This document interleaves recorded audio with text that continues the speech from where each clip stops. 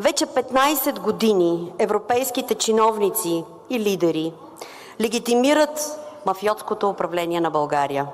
15 години те се прегръщат с него, целуват се с него. 15 години усвояват заедно евросредства, а България е по-зле от когато и да е било в своята история.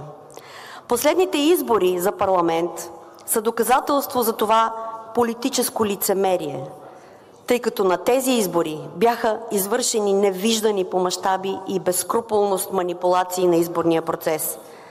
Северна Корея може би има повече демокрация, отколкото в България.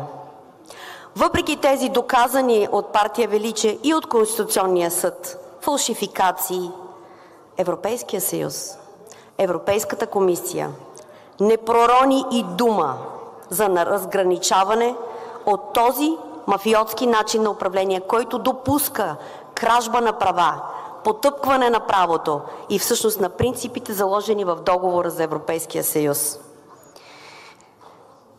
Този начин на управление е такъв, при който Коза Ностра изглежда като модерна, демократична и спазваща закона организация.